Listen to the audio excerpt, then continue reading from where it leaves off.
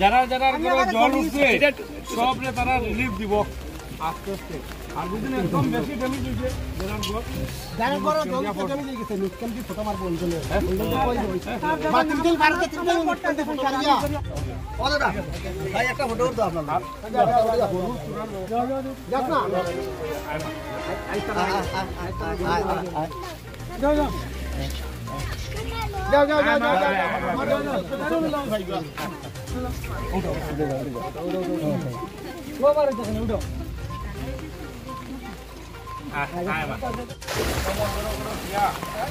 অবিনাশ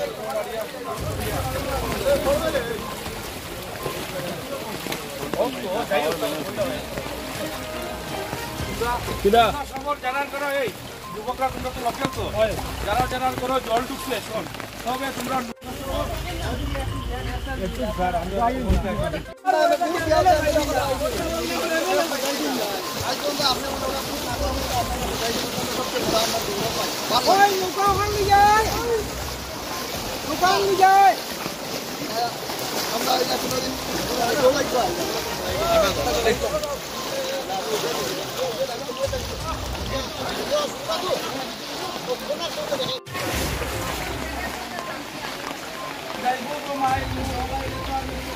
নমস্কার এমএলএ আইছুন তোমার এমএলএ আইছুন এটা আমরা কোনদিন পাইছি না।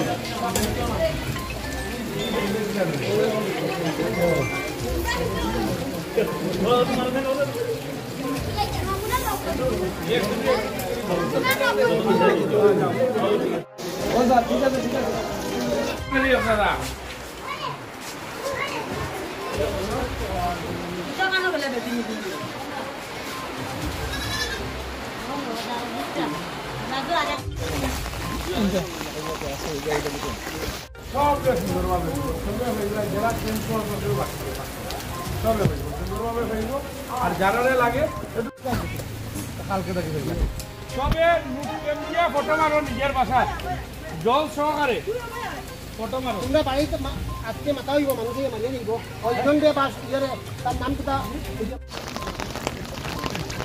অত ইকান মেইন ডাউন আর তো ডাউন নাই হ্যাঁ সিগন্যাল দেয় আমরা হয় যা মেইন ডাউন